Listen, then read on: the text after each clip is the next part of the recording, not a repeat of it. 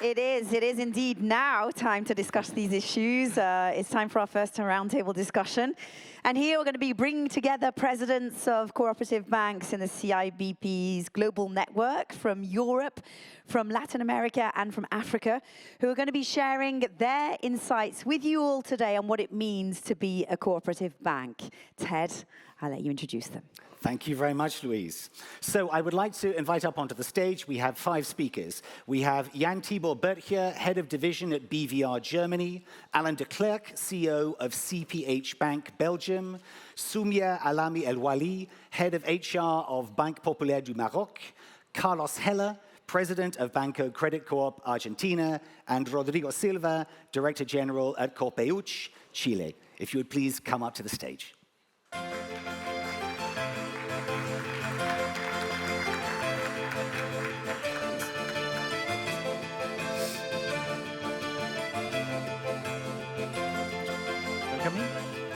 Welcome.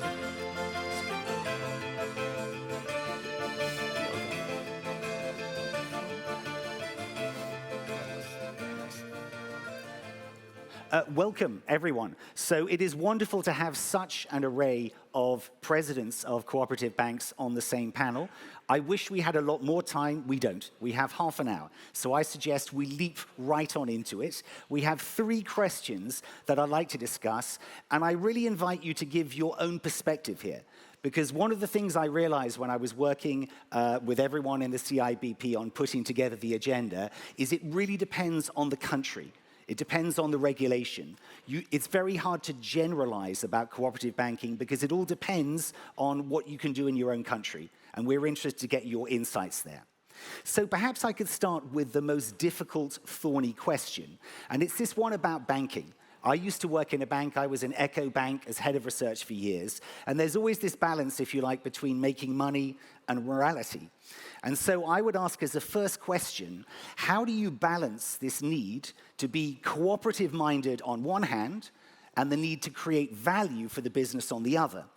Or perhaps put another way, how do you balance the needs, the social needs of stakeholders versus the business needs of shareholders? Maybe, Jan, if you'd like to kick off on that one. Please. Sure, happy. Thank you, Ted. Happy to be here, of course. So to just jump into it, I think that what you just said sort of implies a distinction between shareholder value and being cooperative-minded. I just would like to slightly put that into question because from my point of view, at the very core of the shareholder value is the cooperative spirit and structure. It is of utmost importance to our customers and members. And we have in Germany many members. We have 80 million members and 30 million customers. And they are very interested in the way the regional banks have a positive social impact in the region. And since we are also focusing on SMEs, I think you could not underestimate the importance of a bank with our regional roots, facilitating also regional businesses, because it is also about stability. When you really have the narrow definition of shareholder value, talking about dividends and cash flow, the stronger and more resilient the region is, the better it is for your customers and the bank. So I think it's sort of an internal system how you can balance it ideally without that being exclusive, either or. The stronger you are in the region and cooperative organized, the more shareholder value you generate from the bank's point of view. Absolutely, and I think that gets back to this idea of first principles. They're perfectly aligned. Maybe if I could get your view as well, Soumia. Comment est-ce qu'on peut concilier l'équilibre entre les besoins sociaux et les besoins commerciaux d'un banque corporatif? Ça marche, c'est bien. Bonjour à toutes et à tous. Très bien. Je suis ravie de représenter la Banque populaire du Maroc ici à ce 30e congrès. Alors, ce n'est pas forcément antinomique. Ce n'est pas forcément antinomique pour la simple raison que la création de valeur, elle doit se faire pour l'ensemble de l'écosystème. Il est peut-être utile de rappeler qui est la Banque populaire du Maroc. La Banque populaire du Maroc a été créée il y a près de 100 ans. En fait, elle est régie par une loi qui lui donne pour mission d'accompagner le développement socio-économique des régions et tout particulièrement les TPME. Lorsqu'en 2004, nous avons introduit en bourse le compartiment qui est la Banque fédérale. Cela n'a nullement changé les choses par rapport au volet coopératif. Effectivement, la performance est venue se rajouter aux autres de nos valeurs, puisque nos valeurs sont des valeurs de proximité, de solidarité, de citoyenneté. Nous avons ajouté à cela et l'innovation et la performance. Ce n'est pas antinomique pour la simple raison que nos sociétaires, aujourd'hui nous avons 9 millions de clients, nous avons 300 000 sociétaires et nous nous sommes développés, nous avons profité de tout ce qu'on a pu pour nous développer sur les axes qui nous intéressaient, qui étaient effectivement en lien avec la RSE et l'ESG. Nous nous sommes développés sur la microfinance, nous nous sommes développés sur l'inclusion financière, nous sommes allés également sur la digitalisation pour aller plus vite et plus loin et aller vers ces populations qui sont parfois enclavées. Nous avons entrepris aussi d'aller, en termes de croissance externe, aller vers le continent. Aujourd'hui, on est installé dans 20 pays africains pour apporter aussi de la croissance sur des sujets de microfinance, accompagner les femmes dans le cadre effectivement du développement des petites structures qui amènent le développement. Donc on ne s'est jamais trahi par rapport à ça, même par rapport aux grands projets. Les grands projets, quand on les finance, eh bien, ce sont des grands projets en lien avec la transition énergétique. Aujourd'hui, on a sur la majorité de nos grands projets, à 80%, nous sommes sur des projets qui sont en lien avec les autoroutes de l'eau. Le problème de l'eau est saillant en Afrique, au Maroc aussi. Donc, on ne s'est jamais trahi par rapport à ça, tout en restant rentable, puisque c'est de la création de valeur, comme je disais, par rapport à l'ensemble de l'écosystème. Absolutely. I think it's so interesting as well because we're talking about value here, and a lot of people who work in banking see that very literally. They're talking about monetary value. We're talking about something much more broad. Alors, pour se m'entendre à moi en français, pour ce pas, Alain, qu'est-ce que votre idée sur ça, l'équilibre entre les deux? Comment est-ce qu'on juge ça? Ouais, je crois que la grosse différence entre une banque coopérative et une banque purement privée, c'est le niveau du dividende payout. Donc, c'est-à-dire que je crois qu'une coopérative gagne de l'argent pour permettre la pérennité du modèle et pas simplement pour le fait de gagner de l'argent. Je crois que quand vous avez, en Belgique, on a les plus grosses banques sont propriétés de Paris ou d'Amsterdam. Et je crois qu'il y a créer de la richesse, c'est un must, parce que une entreprise qui ne crée pas de richesse meurt. Mais ce qu'on fait de cette richesse, ça, c'est là la différence, quoi. Et la différence coopérative, je crois que c'est l'argent qui est gagné, il est principalement accumulé dans le système de la coopérative, même s'il y a un dividende au coopérateur, et il permet de pérenniser le système avec toutes ces valeurs et évidemment avec la création de richesses dans l'évolution, par exemple la digitalisation. Absolutely. I like that. We're talking about richness here, wealth, we're talking about value, and yet none of that is really about money. It's about the people themselves. I think that is so interesting.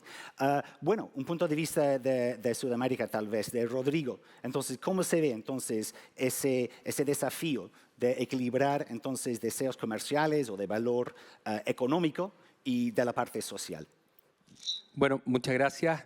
Muy interesante todos los comentarios acá. Bueno, nosotros creemos que justamente lo fundamental tiene que ver con la pregunta, es mantener ese equilibrio, ¿cierto?, de generar impacto social. Los objetivos de nosotros somos una cooperativa de ahorro y crédito en Chile, que básicamente lo que hace es inclusión financiera. Sí. Y evidentemente que tiene que estar equilibrado con el crecimiento y con la rentabilidad, y lo que nosotros hacemos ahí es objetivarnos muy claramente los temas. Nosotros hacemos un balance social cooperativo que está dentro de los objetivos más altos de la dirección de la cooperativa, y por lo tanto medimos cómo a través de nuestros productos y servicios financieros nosotros generamos valor social. Y también es muy interesante ese punto porque adicionalmente a eso nosotros medimos la identidad cooperativa. ¿ya? Los 7 principios cooperativos, que yo creo que más allá de si somos cooperativas del país del cual somos, algunos muy grandes, algunos quizás no tan grandes, lo que nos distingue justamente es eso, es que todos igualmente tenemos los mismos principios, los 7 principios cooperativos, y eso hay que medirlo, ¿no? Entonces yo sugiero mantener ese equilibrio midiendo el impacto social y por cierto que tenemos que generar una riqueza, ¿cierto?, que es compartida en los territorios. La proximidad que hablaba nuestro presidente recién es muy importante. Nosotros, el 50% de nuestro modelo de negocio está en las zonas más pobres de nuestro país en Chile. El 73% de nuestros créditos se los damos a mujeres, por mencionar algunos temas que son relevantes. Muchas gracias. Sí, sí, no, muchas gracias. No, y fascinante también, porque estamos hablando de valor social de nuevo. Y finalmente, Carlos Heller, de Argentina, ¿cómo se ve ese argumento desde un punto de vista argentino? Bueno, primero, buenas tardes y es un honor y una enorme satisfacción estar aquí. En particular, un abrazo a mi amigo, el presidente Almada, que creo que simboliza todo lo que venimos haciendo en este ámbito de la Confederación. Mire, a la pregunta yo digo lo que hace falta es ser fiel a los principios. Yo se lo trataría de resumir en 2 o 3 cosas. Cuando nosotros nacimos hace 44 años, dijimos, tenemos el desafío de demostrar que eficiencia y democracia no son incompatibles. Es decir, se puede gestionar democráticamente con la participación colectiva a través de los usuarios, combinando eso con la incorporación de los técnicos para incorporar aquellos elementos imprescindibles, pero no perdiendo el sentido de la participación democrática. Segunda cuestión, rentabilidad mínima necesaria. Sí. No la máxima ganancia posible, rentabilidad mínima necesaria, aquella que permite cubrir adecuadamente los costos y aquella que permite realizar las inversiones necesarias para poder seguir siendo competitivos, para no perder lugar frente a la competencia. Pero nuestro objetivo no es ganar más, es ganar lo necesario y al mismo tiempo dar buenos servicios al menor costo posible. Porque cuando no hacemos eso, nos estamos apartando de nuestro objetivo. Nosotros somos producto de una necesidad de los usuarios que decidieron organizarse armando estas entidades cooperativas para resolver sus problemas de financiamiento. Tenemos que ser entonces esencialmente fieles a eso, a nuestros valores históricos. Y permítanme terminar diciéndolo, más que querer parecernos a los otros, tratemos de fortalecer lo que tenemos que nos diferencia. Y no nos diferencia la tecnología, ahí tenemos que ser iguales. No nos diferencia tener acceso a lo digital, ahí tenemos que ser iguales. Pero no perdamos nunca la posibilidad de seguir teniendo vínculos, la posibilidad de integrarnos, la posibilidad de ser diferentes. Nuestro valor no es eliminar las diferencias para que no se note, sino hacer que esas diferencias se conviertan en un valor para nuestros usuarios. Cuando logramos eso, tuvimos éxito.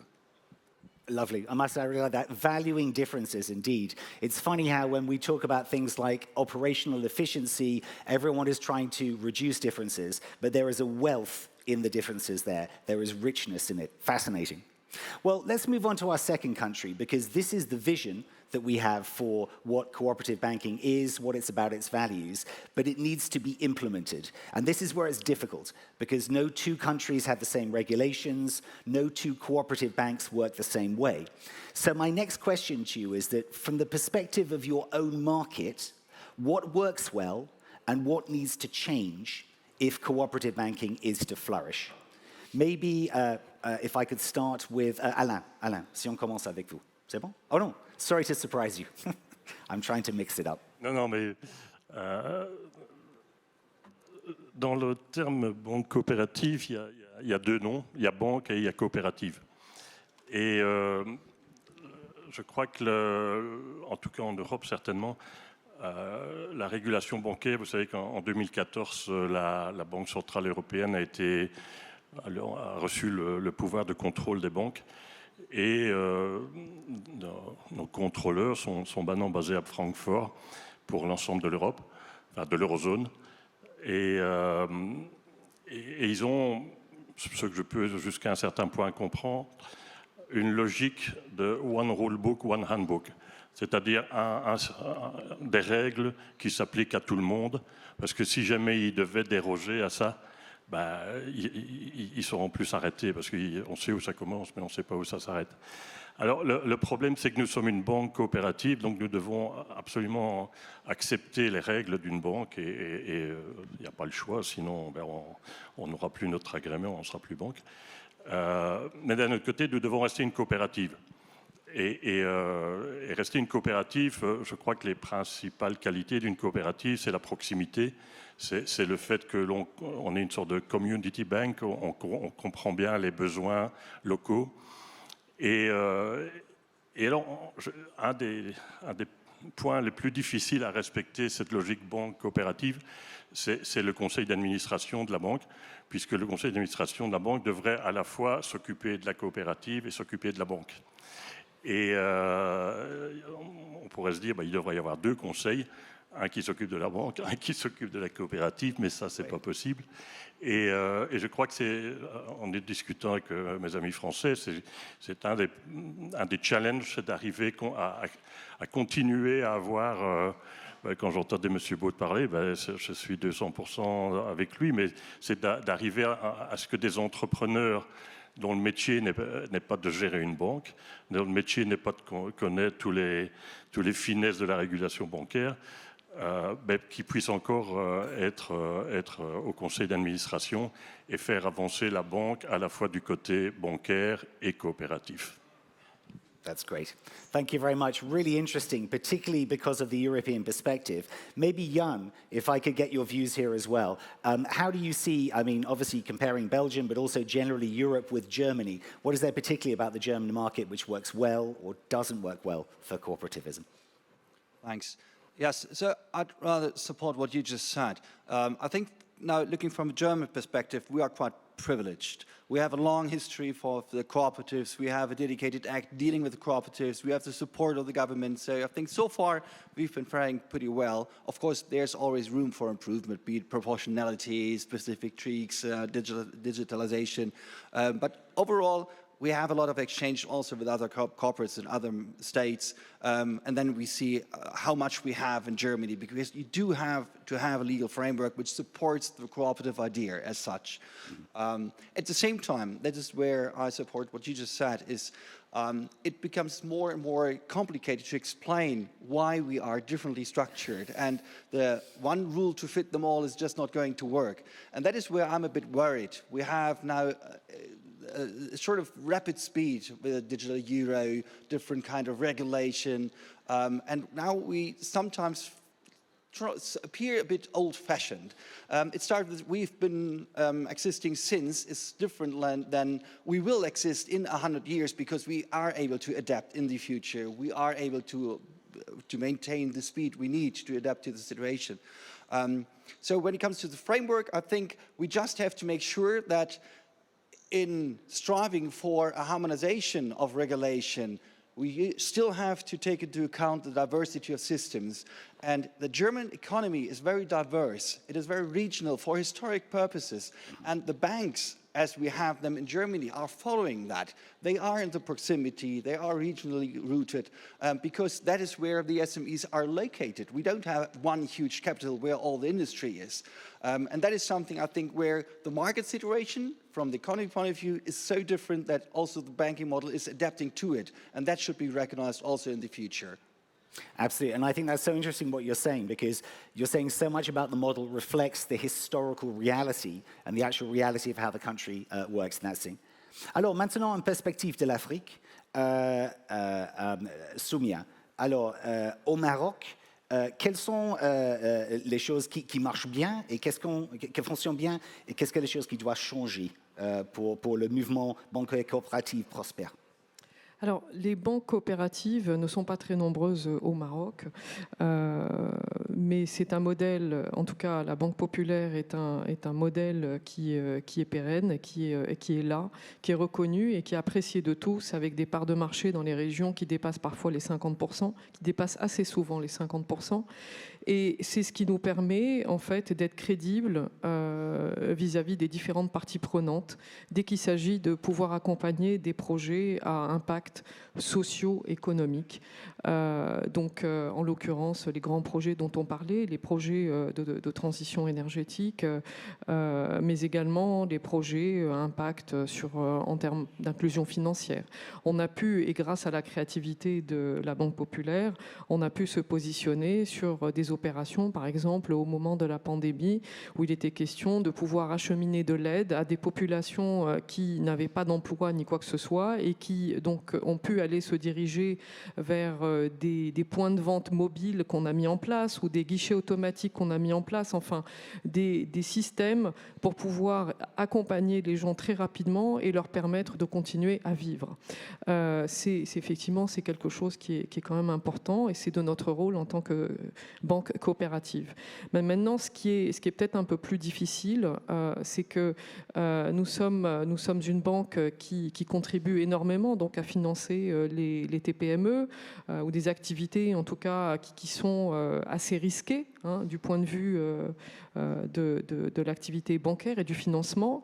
Et il est vrai que quand on regarde, on va trouver des niveaux de créances en souffrance qui sont plus élevés et pour cause, parce qu'en fait, on accepte de sacrifier une partie de la rentabilité pour pouvoir accompagner des vrais projets, la TPME étant bien plus risquée, et on le sait.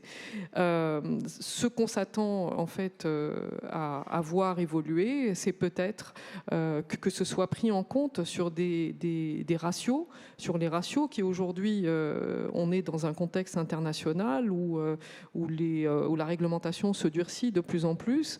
Et si on continue comme ça, effectivement, les PME se voient interdire l'accès au financement.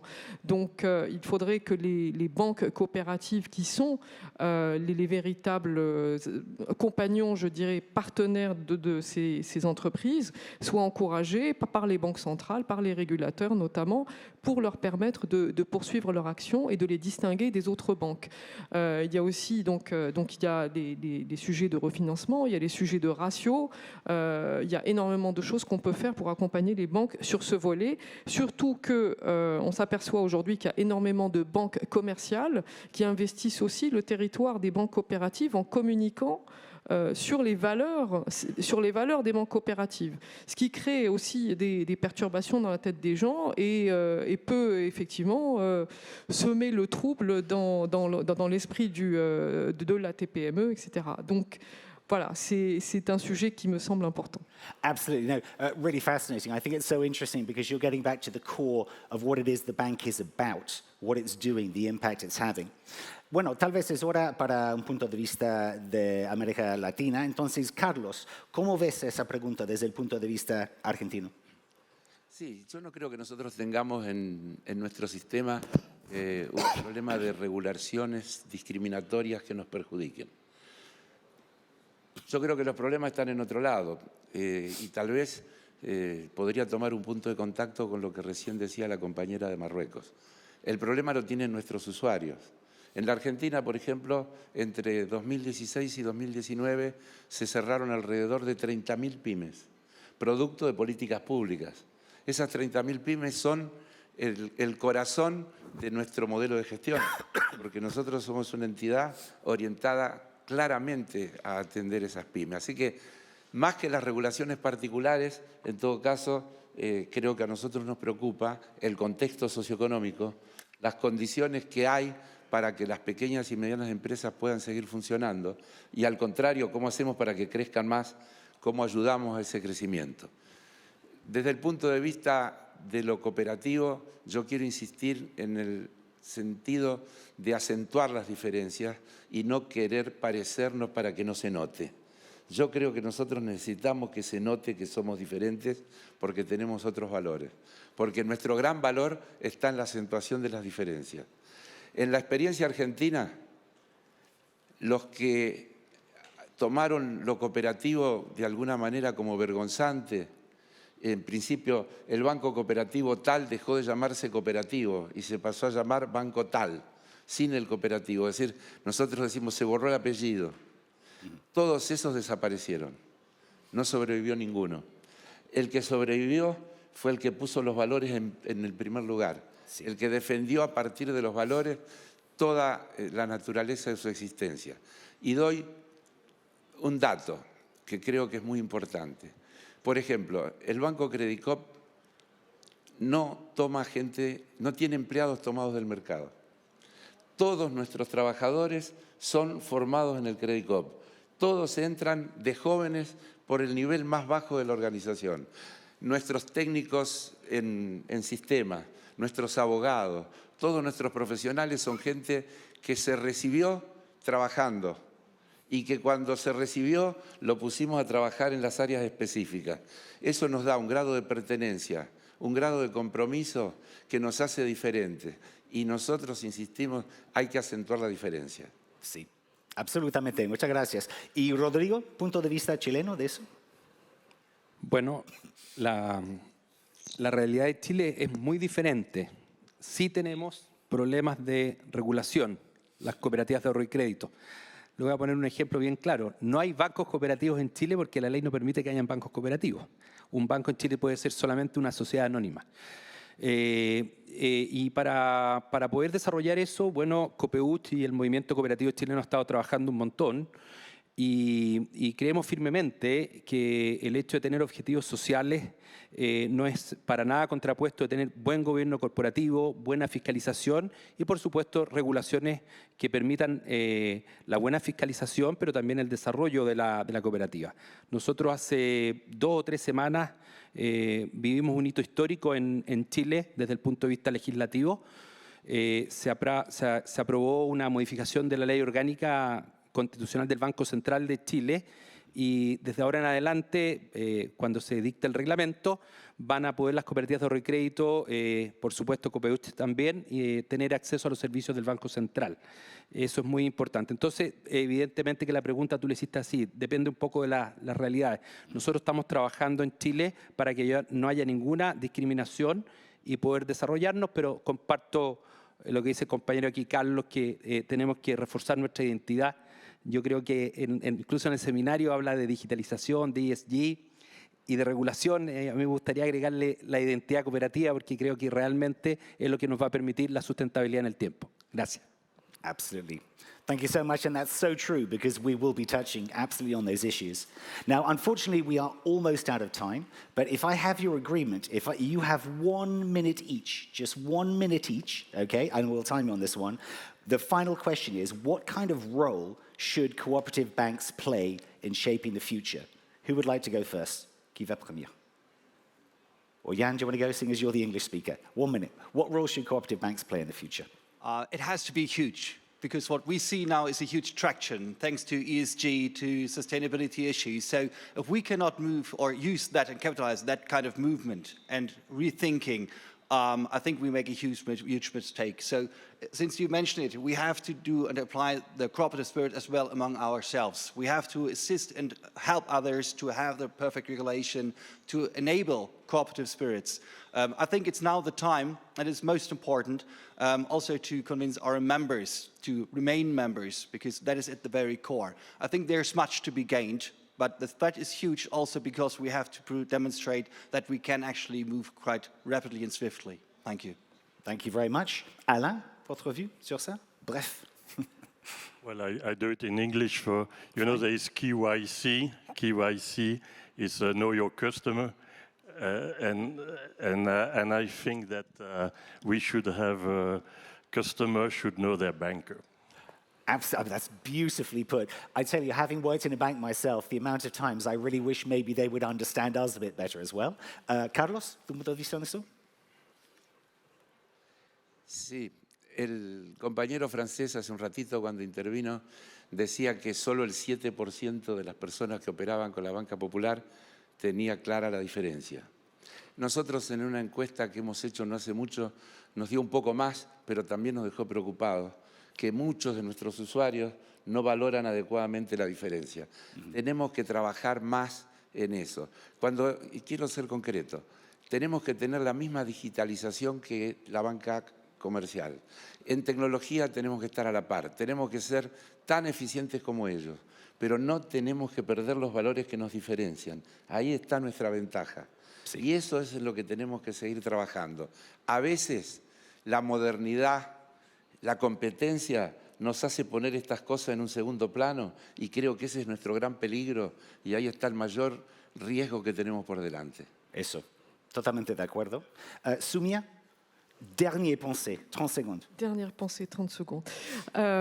Deux choses peut-être. La première, c'est qu'aujourd'hui, une banque coopérative comme la Banque Populaire, qui est sur le continent africain, on a de grands espoirs. L'Afrique, c'est le futur.